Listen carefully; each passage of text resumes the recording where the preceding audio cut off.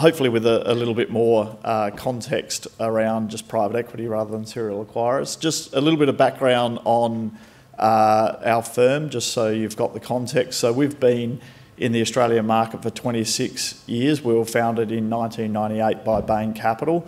And you mentioned, Chris, David Swenson. He was actually one of our original investors, and the endowment funds who have backed us, for a long time in the market. Rolling forward to today, we manage, it's actually now closer to $10 billion, and we have quite a large team. So there's 86 people in the firm, and it's partner-owned, so I'm one of those partners. There's 16 of us. We invest across 5 different investment strategies, so that's a little bit of background on us. In terms of just a summary of what you'll hear today, the private markets are now very large. In the global private markets, there's $12 trillion of assets. It has considerably outgrown the public markets, and Chris touched on a lot of that. And that's really been driven by consistent outperformance in the private markets compared to the public markets, which obviously attracts more capital into the markets. When we think about why that outperformance has occurred, obviously you heard some of the things that Chris was saying, but we really put it down to a superior governance model. It is a little bit ironic that we're giving this presentation in the ASX, but in a private market or a private company setting, the connection between shareholder and management is very tight. The concept of having a large board of non-executive directors with very little skin in the game, with litigation, firms, class actions, and all of the box checking that goes around in a large corporate governance setting, it means that the connection between shareholder to management is somewhat removed, where we actually see this as very much a partnership with management. We'll talk about that a little bit more as we go through. Probably the most unfortunate thing is that the growth in the private markets has really been fueled by the big institutional investors. So, these are the endowment funds that Chris talked about, but also large pension funds and sovereign wealth funds, and largely individual investors have missed out on great returns over many decades. We put that down to just a lack of liquidity in the private markets. Obviously, a lot of individual investors are concerned about life changes, death, divorce, all of those things that do happen. And if you're in a liquid asset, it is actually very difficult for individuals to manage those things. And then there's a know-how. You have a lot of names that you've never heard about to invest in, and there needs to be a bit of a know-how and know who to invest with in the industry. So there are some of the barriers that have really meant that you haven't seen individuals get into private markets in the way that institutional investors have. The good news is there are solutions coming for individual investors. We've got one of those in our PEP Gateway program, but there are others out there. So that's great news for individual investors. So that's sort of the summary of what you're about to hear, and we'll skip through this reasonably quickly given time. So just to put that in context, the $12 trillion in the global private markets, that goes from the private equity or buyout, so these are late stage buyout of larger companies, certainly where we PEP focus. Obviously you go all the way through venture capital into infrastructure investing. So it's a large market across a number of different asset classes, and it's growing quite rapidly. Just to put that in context, the growth in the private markets, you go back to 2010, $2.5 trillion, you're now sitting around $12.5 trillion, and it's pretty clear that growth is going to continue to compound at that sort of low double-digit mark, and before too long we'll be talking about a $30 trillion private market opportunity. Again, why has that? And Chris touched on this a little. If you go back, this chart just shows the growth in the private markets indexed to the growth in the public markets, and it's quite stark, how fast the private markets is growing. And I think this, as it gets bigger and bigger, part of the issue that's going on is it used to be a rite of passage to come into this building and ring the bell. And that was really for companies to gain access to capital. Companies can be quite large now and don't need to access the public markets to continue to grow. So that's really one reason. You're also seeing a lot of companies going private as well. So, we've had the Sydney Airport and a number of other bigger companies going private as well. Again, it comes back to this superior governance model. So it really means that the private markets these days are becoming very mainstream. And again, we talked about this a couple of times, but the performance in the private markets compared to the public markets, it's not only better, but it's consistently better, and there's actually less volatility generally in the private markets than the public markets, and we've spoken about already. We certainly put that down to a better governance model, greater alignment, and less short-termism. In some ways, in the public markets, it's either quarterly reporting or half-yearly reporting, and that drives the management team and the board, really to focus, in quite a short-term way. What happens in the private markets, we've got timeframes of 3 to 5 years generally, and we can take a much more medium-term view of how to invest and grow companies.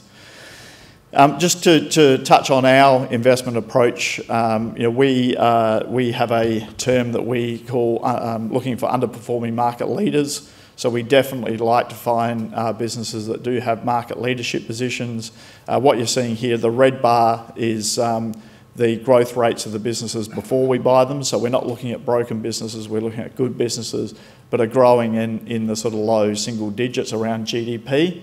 But given their market leadership position, they should be growing much faster than that. So we go in and we have a very clear thesis. It's not about a 10-point plan. It's typically about a 2 or 3 different things we're going to do when we own it to double profits. And the blue bars that you're looking at is the results across our portfolio companies. 98% improvement in profit, almost a doubling of profit. But again, it's through better management and clear strategy definition. I won't go through all of these deals, but this is all of the acquisitions and divestitures we did during the 2010 decade. These are not marks, these are actual cash-on-cash returns, so the chart is multiple of money. So we're pretty reliably delivering 2 to 3 times the money in 3 to 5 years. You'll see the row down the bottom is the IRR.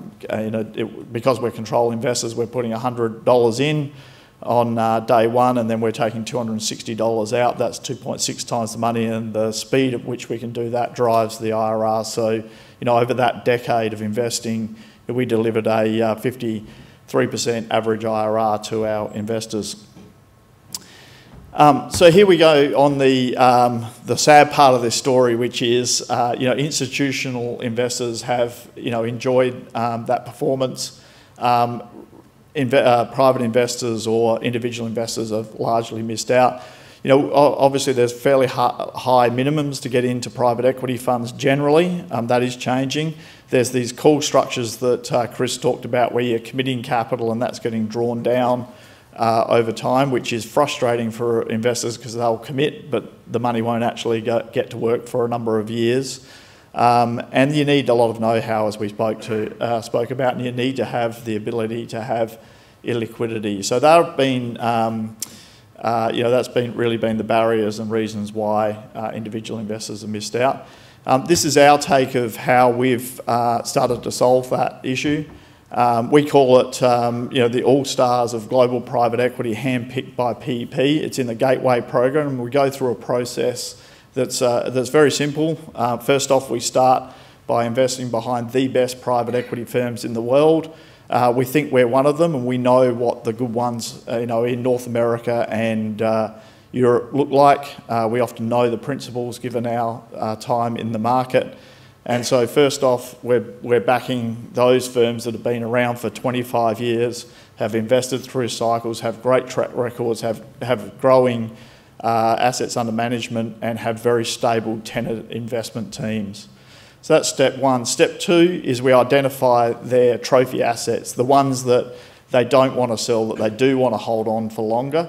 And there's been an innovation in our industry about a decade ago, starting in the US, of these things called single asset continuation funds, which enables private equity firms to own their assets for longer, to continue to compound that growth. And it's really those opportunities that we're looking for, and we'll talk about that a bit more on the next slide. Once we've identified these opportunities, we then do full due diligence on every single asset. It's PEP style diligence. It's very thorough, and making sure that we know exactly the prospects of the companies and how they're going to grow going forward. And going through that process, we end up putting assets into the portfolio. We think they are the all-stars of global private equity. I mentioned the word single asset continuation fund. It's a long-winded institutional way of explaining something that's fairly simple. So generally you have in private equity you have a primary fund. It'll raise, our current vintage is a $3 billion fund. We'll go and deploy that over a 4 or 5 year period, and you'll end up with 8 to 10 assets within that fund. Often there's at least one star asset within your portfolio that we would much prefer to keep and continuing to compound the growth. These started about a decade ago, as I said, in the US, where now the ability is to take that star asset and spin it out into a single asset continuation fund to continue to compound that growth. It sounds a little bit weird because the private equity firm is on both sides of the trade, but there's always a very large institutional investor coming in and pricing the deal. There's advisory board approval. A lot of governance goes around to make sure these are done at a fair price. It really is a win-win-win thematic for everybody involved. For the private equity manager, we obviously get to win because we get to continue to compound the growth of these star assets. It's not a liquidity event for us. The quid pro quo is we have to roll all of our economics into the new vehicle, which makes for great alignment.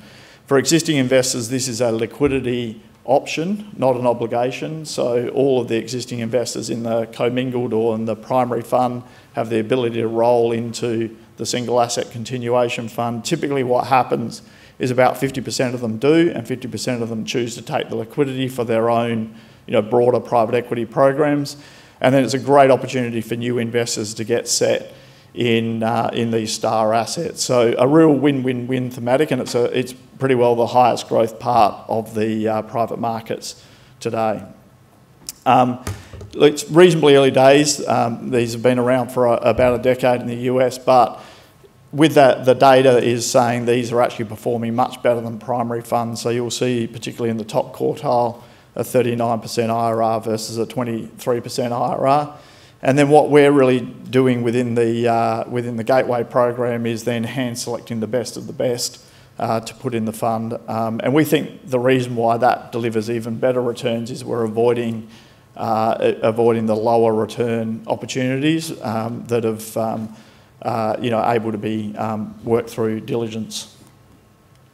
And then finally, this is a snapshot of what the portfolio looks like and the names of the private equity funds that we're investing behind. These names may or may not mean much to you, but these are the best private equity firms, amongst the best private equity firms in the world that we're investing behind. They all have established AUM of probably closer to $50 billion. They've all been around for a long time, got very stable teams, and have consistently performed through cycles.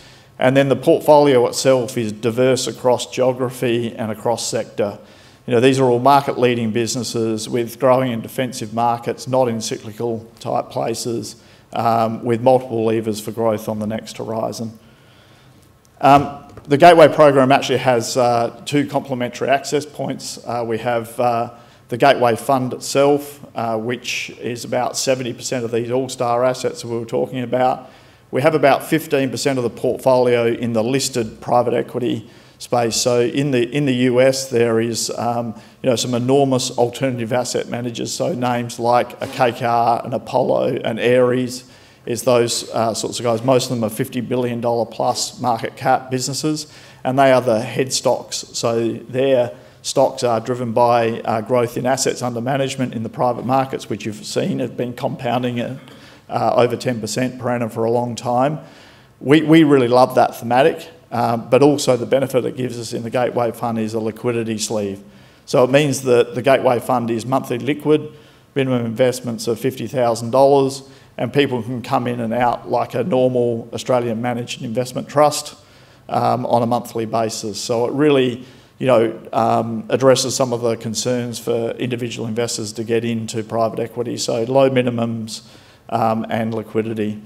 We then have something sitting right alongside of that called the Gateway Co-Investment Trust. We had a number of big family offices in the Gateway Fund that didn't need the liquidity and just wanted a pure play on these all-star assets. So these are deployed in annual series, and the investors need to wait for the companies to be sold to get their liquidity, but it's a much faster trip around on that journey than a normal primary fund because it's deployed in an annual in 1 year, and typically these single asset continuation funds do get sold in that sort of 3 to 4 years rather than 4 to 5 years. So the other two access points that are really addressing those issues. And then just to finish off the performance in the funds, we've just published our April results. It's actually at 20% net return to investors on an LTM basis after fees, all fees and expenses. And then the Gateway Co-Investment Trust, we're seeing very good uplifts in those companies.